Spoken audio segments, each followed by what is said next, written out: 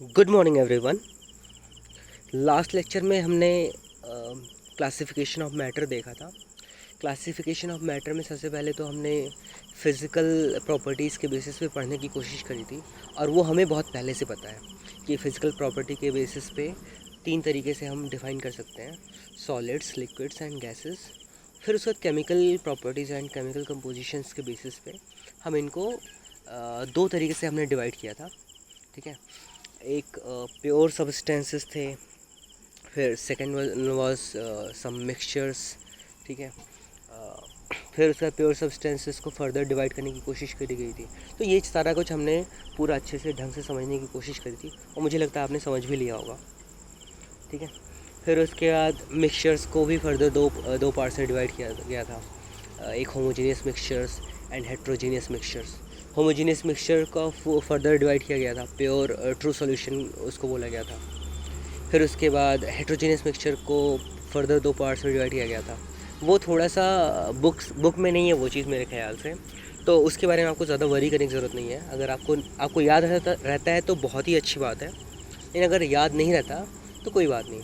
लेकिन आपको ये चीज़ हमेशा ध्यान रखना है कि आपका साइंस बहुत अच्छा होना चाहिए, क्योंकि आगे आने वाले क्लासेस में या आगे आने वाले आपके कैरियर को लेके अगर बात करी जाए तो साइंस बहुत ज़्यादा इम्पोर्टेंट रोल प्ले करता है। जो भी मेजर बड़े एग्ज़ाम्स होते हैं, अगर आपने साइंस साइड लिया हुआ है तो अगर आपने साइंस साइड लिया हुआ है तो मेजर एग्ज़ाम्स में साइंस ज़रूर पूछता है। और यहाँ तक कि जो छोटे मोटे एग्ज़ाम्स होते हैं उसमें भी कई बार जनरल साइंस पूछ लेता है। जो जनरल नॉलेज के क्वेश्चंस होते हैं उसमें साइंस से रिलेटेड भी क्वेश्चंस पूछ सकता है। ठीक है, तो बहुत सारे ऐसे बच्चे होते हैं जिन्होंने शायद साइंस साइड नहीं लिया हुआ हो, या फिर बैंक की प्रिपरेशन कर रहे हैं। तो बैंक की प्रिपरेशन कर रहे हैं तो उसमें साइंस की तो क्या ही ज़रूरत है। स्टिल कई बार जो है साइंस से रिलेटेड क्वेश्चंस पूछा जा सकता है। ठीक है, तो साइंस बहुत ज़रूरी है आपके। एक तो साइंस से आपके अपने आसपास के इन्वायरमेंट का जो भी हमारे अर्थ पे चीज़ें हो रही हैं, सारी चीज़ों के पीछे जो रीज़न्स हैं उसके बारे में जानने का मौका मिलता है। ठीक है, तो हम एक चीज़ तो क्लियर कर सकते हैं कि कोई सा भी काम हो रहा है तो हर काम के पीछे एक रीज़न ज़रूर होगा। ठीक है, तो आप चूँकि साइंस के स्टूडेंट्स हो और आपको मुझे उम्मीद है कि साइंस में इंटरेस्ट भी बहुत आता होगा, तो आप सोसाइटी के लिए एक रिस्पॉन्सिबिलिटी अपनी कैसे निभा सकते हो, एक पढ़े लिखे होने का जो है कैसे रिस्पॉन्सिबिलिटी निभा सकते हो कि क्वेश्चन एवरीथिंग। कोई भी चीज़ ब्लाइंडली नहीं फॉलो करना है। कोई भी आपके जो है पापा फॉलो कर रहे हैं, उनके पहले की जनरेशन फॉलो कर रही होगी, उसके भी पहले की जनरेशन फॉलो करती चली आई है, तो उसको ब्लाइंडली नहीं फॉलो करना है। हर चीज़ के पीछे रीज़न्स पूछना है कि ये चीज़ क्यों होता है। अगर उसके पीछे आपको रीज़न जो मिलता है, वो रीज़न आपको लगता है कि वो प्रॉपर रीज़न है, तो आप उस चीज़ को फॉलो कर सकते हो। लेकिन किसी भी चीज़ को ब्लाइंडली फॉलो करना ये साइंस के नेचर में नहीं है। साइंस में क्या है कि सब कुछ क्वेश्चन करने की यहाँ पे वो दी जाती है, सब कुछ क्वेश्चन करने की बात ये साइंस करता है। यहाँ पे बहुत सारी थ्योरीज़ की बात करी जाए जो अभी तक प्रूव नहीं हुई हैं, दैट डजंट मीन कि जो है हम उस पर वो कर रहे हैं कि हम उस पर ब्लाइंडली फॉलो कर रहे हैं उस चीज़ को। हम अभी ये है कि उस पर रिसर्च वगैरह चल रहा है, तो अभी हम उस पर हैं कि होल्ड पे रखे हुए हैं। ये चीज़ें हो सकती हैं, लेकिन हम तब तक नहीं मानने वाले हैं जब तक वो चीज़ हो ना जाए, वो चीज़ साइंटिफिकली प्रूवन ना हो। जिस दिन साइंटिफिकली प्रूव हो जाएगी उस दिन जो है हम उस चीज़ को फॉलो करना स्टार्ट कर सकते हैं। लेकिन अनटिल अनलेस वो चीज़ वो चीज़ प्रूव नहीं होती है, हम जो है उस चीज़ को ब्लाइंडली फॉलो नहीं करेंगे। ब्लाइंडली जो फॉलो करते हैं वो पता है वो ऐसे लोग होते हैं जिनको ज़्यादा लॉजिक से मतलब नहीं होता है, ज़्यादा उनको वो एक तरीके से बहुत गलत काम कर रहे हैं अगर देखा जाए तो, कि वो सोसाइटी में वो हैं और पढ़े लिखे हैं, फिर भी वो चीज़ों को क्वेश्चन नहीं करें। बहुत सारी ऐसी चीज़ें हैं जो हम लोग जो है मानते चले आ रहे हैं, जो ये जो बिलीव्स हैं बहुत सारे उसमें गलत चीज़ें भी हैं। तो जैसे लेडीज़ को लेके, लड़कियों को लेके बहुत सारी ऐसी प्रथाएं चली आ रही हैं जो अननेसेसरी हैं और अटर नॉनसेंस है। वो एक तरीके से उनको आगे बढ़ने से रोकती है वो प्रथा। तो ऐसी प्रथाओं को ब्लाइंडली फॉलो करना बहुत ही गलत बात है। हाँ, एक चीज़ हो सकता है कि आप बड़े होके उसके खिलाफ आवाज़ उठा सकते हो, लेकिन अभी नहीं। अभी आप बच्चे हो और अभी आपके मम्मी पापा आपको पढ़ा रहे हैं, ठीक है, वो पैसे वैसे आपके पीछे खर्च कर रहे हैं, तो अभी नहीं। और अभी आपकी बात को कोई वैल्यू भी नहीं देगा। तो जिस दिन आप बड़े आदमी बन गए, आप एक वैल्यूबल आप अपने सोसाइटी के मेंबर हो गए, तो उसके बाद से आपकी बात माना जाने लगेगा। उसके बाद से आपकी बातों का वैल्यू दिया जाने लगेगा। अभी हो सकता है आपकी बातों में वैल्यू हो, लेकिन अभी आपकी एज इतनी कम है कि अभी शायद आपकी बात को उतना वेटेज नहीं देंगे, ठीक है। तो चलो स्टार्ट करते हैं। Pure substance are of two types.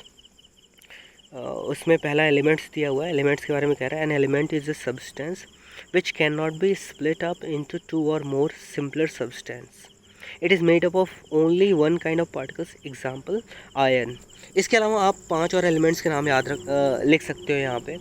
आप चाहो तो होमवर्क में जो भी आप नोट्स वगैरह बना रहे होगे, उसमें आयरन के अलावा 5 और एलिमेंट्स के नाम ऐड कर सकते हो। कंपाउंड्स के बारे में क्या कह रहा है? A compound is a substance which is made up of 2 और more elements chemically combined in a fixed ratio by mass.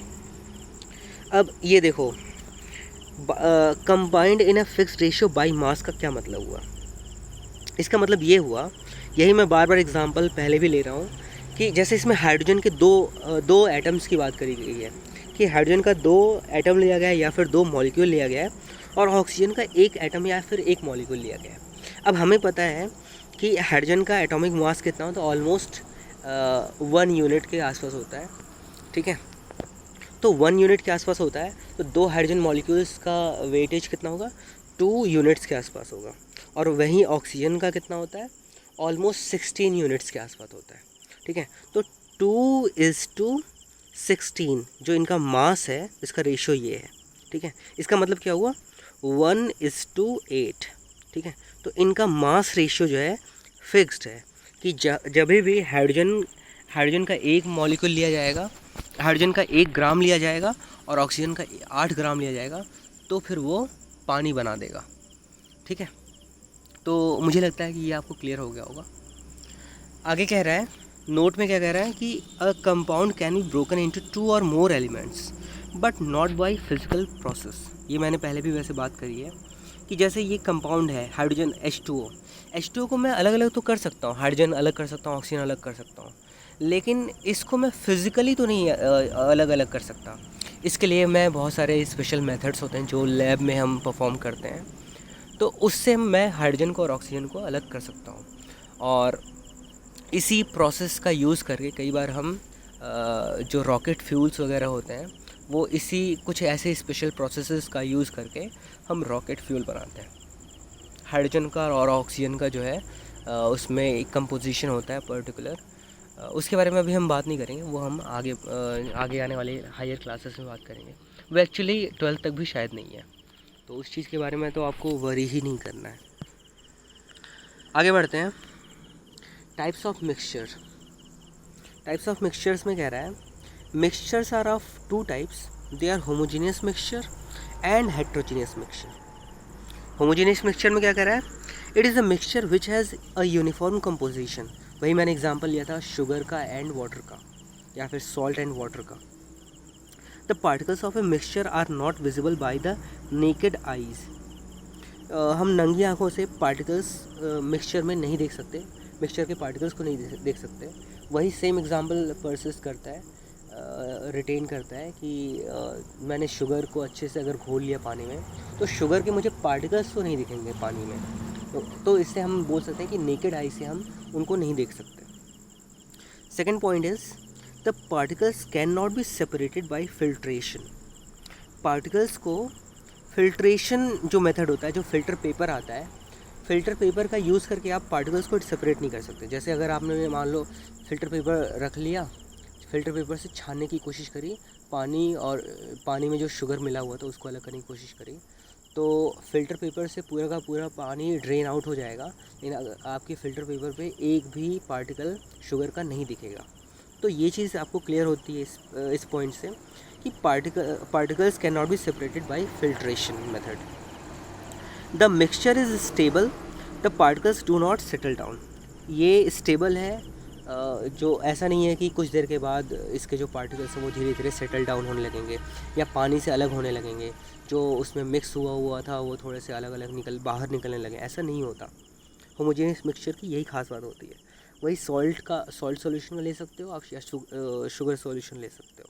Example में, the path of a beam of light is not visible in the mixture. अच्छा, ये एक experiment आप कर सकते हो। आपको करना क्या है कि जो है एक कांच का ग्लास लेना है। कांच के ग्लास में आपको पानी भरना है, बिल्कुल फ्रेश वाटर होना चाहिए और प्योर वाटर होना चाहिए, उसमें कुछ भी कुछ गंदगी वगैरह ना मिली हुई हो।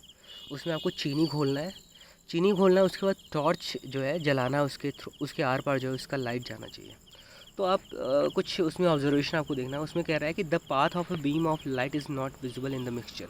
तो आपको ये देखना है कि जो बीम का जो पाथ है वो क्या उस पानी में दिख रहा होगा या नहीं, ठीक है। तो अगर नहीं दिख रहा है, इसका मतलब वो एक होमोजेनियस मिक्सचर है।